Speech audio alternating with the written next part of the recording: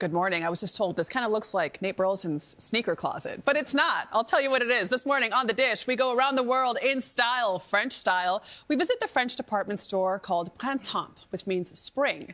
The department store opened its New York City location last year. It's existed in France for a very long time. And Chef Gregory Gourdet is the culinary director. He is a 3-time James Beard Award winner and even won Best New Restaurant in 2023 for his restaurant Cannes in Portland. He is the author of Everyone's Table and also a Food Network star. He has a passion for fashion, and Gourdet spent the last decade bringing Haitian and Caribbean cuisine to the Pacific Northwest. Now he's bringing his flavors back to his hometown. We visited him at Printemps to talk about how he's highlighting the complexity of food of the French diaspora. In historic Lower Manhattan, on Wall Street, Printemps is the French department store where high-end food and high-end fashion intersect. So here we are at Printemps. Printemps. It's huge. Yes. Chef Gregory Gourdet is the culinary director, leading 5 unique dining experiences. Starting at a Parisian coffee counter, Café Jaloux, with a Haitian hot chocolate. Beyond the cafe, bold high-end clothing just begging to be tried on.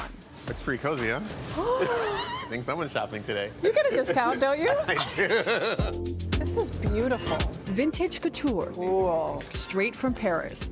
Like these Balmain dresses. Whoa. A lot of this stuff is from the 80s and 90s and early 2000s.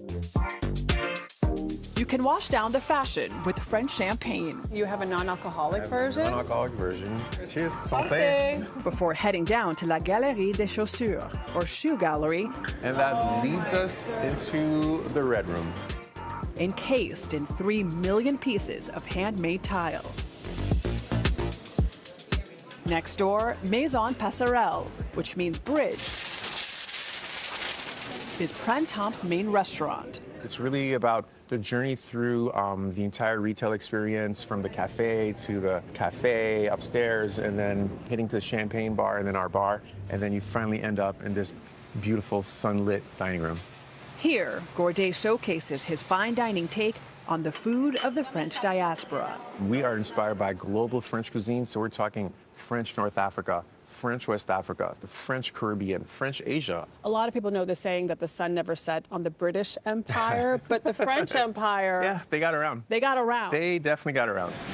He remains true to those regions with dishes like a Vietnamese-inspired smoked beet salad, roasted farm chicken with African spices, and this citrus-cured kampachi, a light fish, with persimmon, ginger, pickled jicama, and coconut milk that's smoked, a nod to indigenous Caribbean cooking. Coconut is definitely my favorite ingredient. We're like almost dairy-free.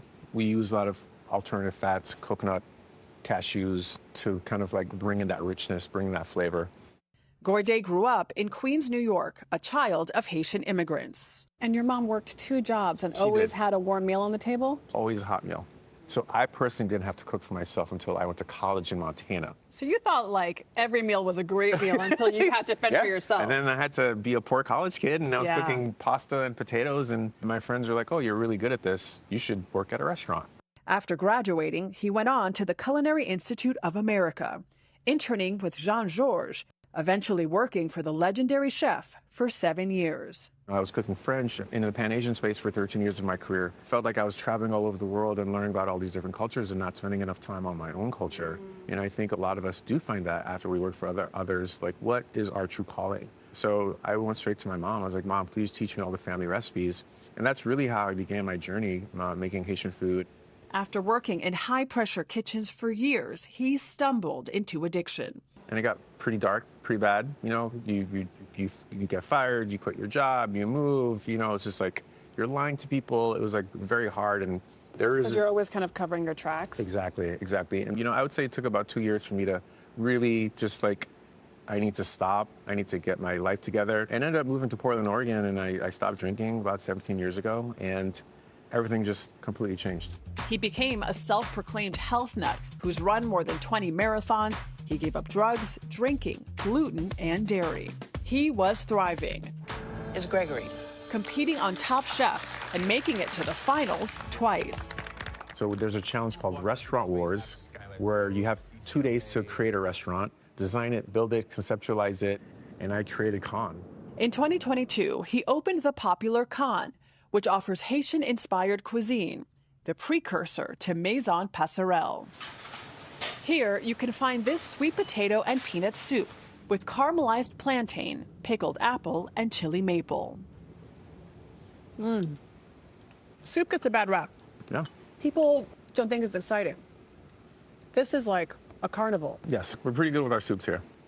Then, Judy ak sous pois, or Haitian rice and beans, a dish found throughout the Caribbean. Oh, this reminds me of my grandmother's house. Yeah, I mean, there's a cultural connection that Wow. a lot of people do have a connection with this dish because so many cultures have rice and beans, you know? And spaghetti homard with Maine lobster and spiced tomatoes. During the first U.S. occupation of Haiti, a lot of soldiers brought over a lot of processed foods to Haiti, including box pasta, hot dogs, ketchup, Vienna sausages. So the Haitian people did what we did. We turned it into a breakfast food. So, Really? So yes, I grew up eating spaghetti and hot dogs for breakfast. So here we have the most luxe version possible. We have our house spaghetti, house-made pasta with this beautiful tomato Creole sauce, this beautiful lobster jus, with this beautiful butter poached lobster. So you take like one of the homeliest Yes. dishes Yes. from your Yeah. childhood, having Yeah. spaghetti and hot dogs for Yes. breakfast, Yeah. and you turn it into this Put a- fine dining. Put a big piece of lobster on That's it. right. Boom. I've arrived. Then roasted farm chicken and harissa jus, a nod to North African flavors. That's cooked in tons of oil and herbs. And then we sit it on top of a sous vide. The New York Times is right. That is the best chicken in New York City. And for dessert, chocolate ginger cremeux with peanut brittle, banana rum jam, and spicy peanut butter ice cream. This has so good. all the flavors of like a really classic candy bar. This is no candy bar, man. This is like my last meal. It's very good. So I told you that it was going to be good. I know you've been hyping Right? this up. That also, I Right? love that we are. We're in the Printemps. This Yes. is amazing. Kelly, it was so good. I went back the next day. Oh my God. I was a little embarrassed. I was like, hi, chef. It's Can I me. have the chicken again and the soup? The food was unreal, and I love how he said, he had told me, you know, you can get French cuisine almost anywhere in any major city in the U.S., but him focusing on cuisine of the French diaspora, on cuisine that speaks to him, given his Haitian roots, was so important. Also, a lot of the dishes are gluten-free or dairy-free or vegetarian. I really liked that he was saying he cooks with like the cashews. Yes, and milk. exactly. Yeah, yeah. He has non-alcoholic champagne. You know, it was really important to him to have food for everybody. And you don't even notice things are gluten-free or dairy-free or whatever because everything is phenomenal. It looks so good. When are we going? Today. Amazing. Yeah.